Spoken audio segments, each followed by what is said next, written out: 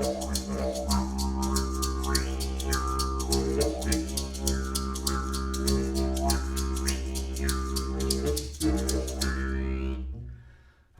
my name's Chad Schott. I'm gonna keep on playing and show you how I play this didgeridoo.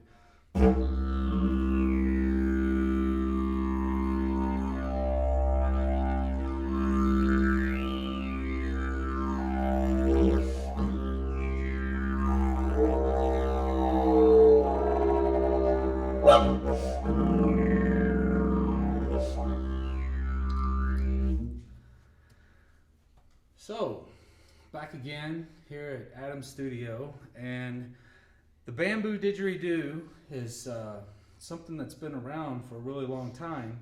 A lot of people don't realize that the Amu-Wawa tribe of South America played a bamboo didgeridoo, except it wasn't called a bamboo didgeridoo by the Amu-Wawa. They basically called it a blow tube. So what I have done is incorporate that style of didgeridoo or blow tube and put a gourd mouthpiece on it. So the gourd mouthpiece is my invention, and it's something that I came up with back in 1996. And what it does is it basically makes the bamboo tunable, because I can move the mouthpiece around, and beeswax melts and it gets all over the place. If you like to travel, these gourd mouthpieces are very comfortable. I make the hole about 1.25 inches, sometimes a little bit larger. And so the bamboo didgeridoos, I use shoot bamboo, which is very light, and I only harvest matured dead pieces. So I've never cut down green bamboo.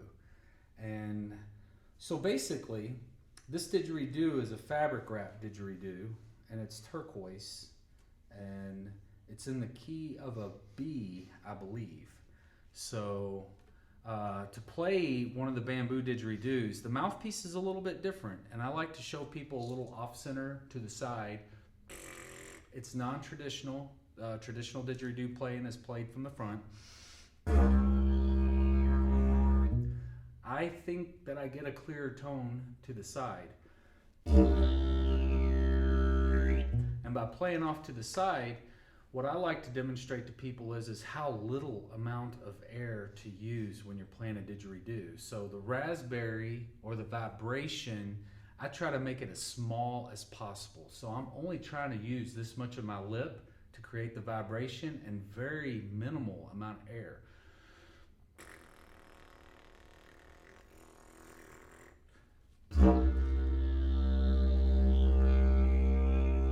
So if I wanted to change that up, it's just like doing Morse code with your tongue. Da da da da da da da da da.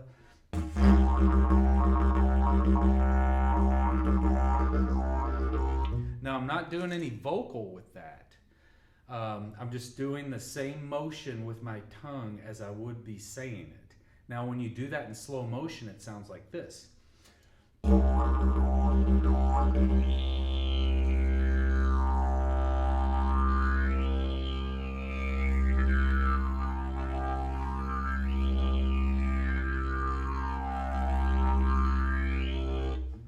So that is two techniques that are very good beginner techniques.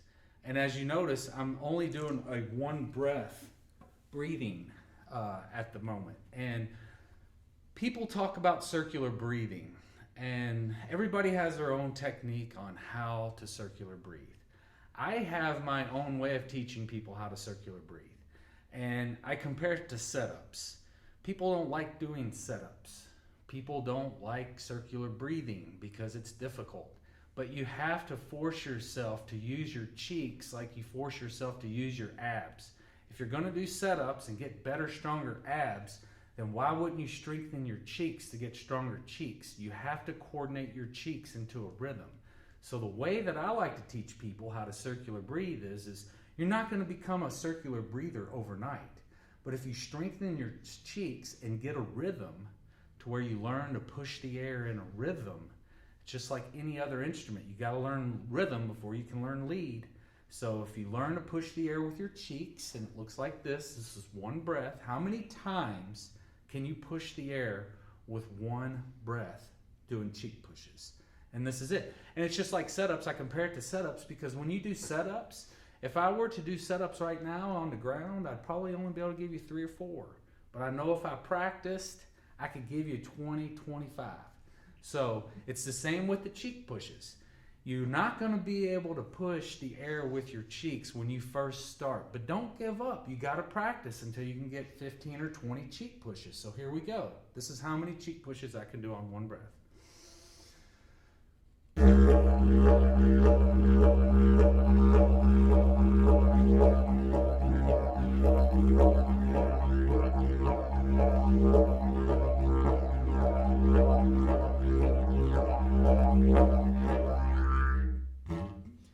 30 cheek pushes.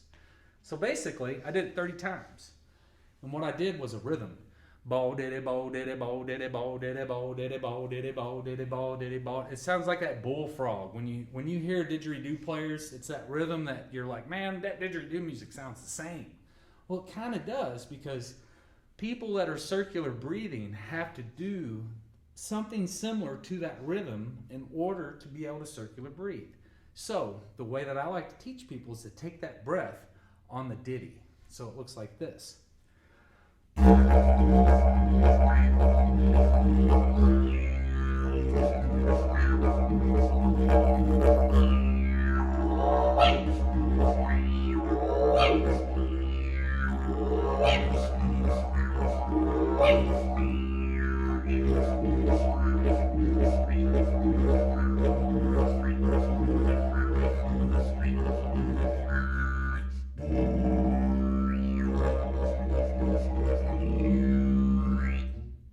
So the trick is once you've learned how to push the air with your cheeks, you find that timing where you take the whiff while you're pushing with your cheeks.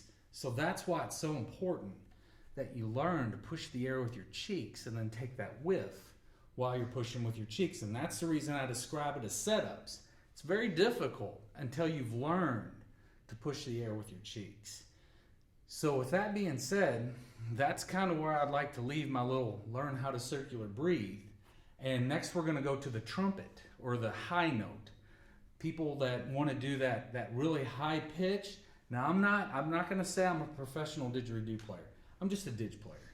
So there's 2 octaves that I can get when I play didgeridoo, but I can only get one live, and the other one I really have to focus on, but there's 3 of them. So here is the first high note of a standard.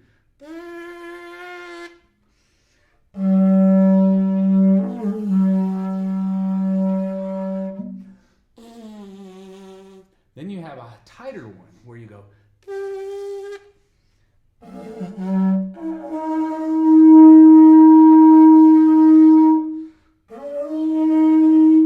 And then there's a third one that I'm not going to embarrass myself with and try to get, because I haven't practiced enough to get it, and I'm not even going to put it on YouTube. But when you're playing a didgeridoo, you can do those high notes in with your regular standard playing. It sounds like this.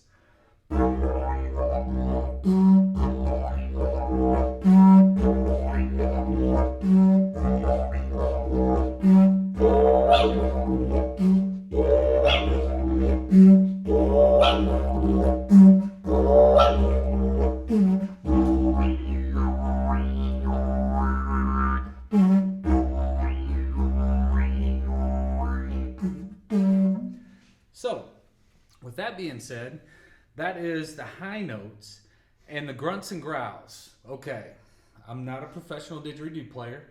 There are people that really can get down on the grunts and growls on the didgeridoo. I just basically do the kookaburra monkey, which is the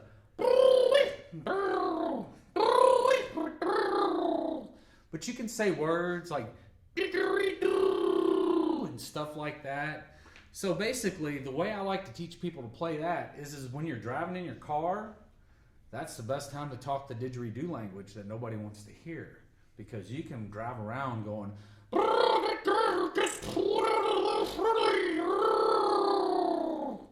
so it sounds like this.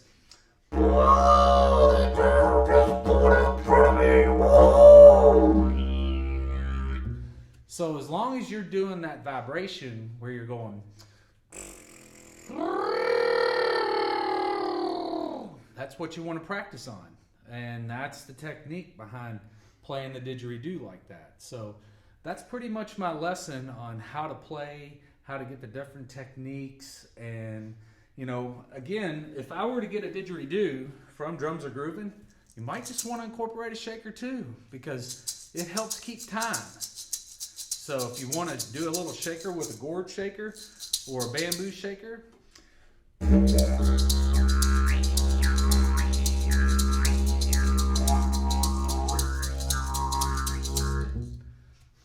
so again, I want to thank you for watching the video, and I hope that was able to help with a little tutorial on the different techniques that I use to play didgeridoo.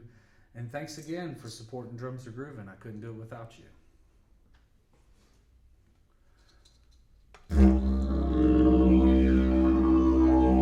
Thank you.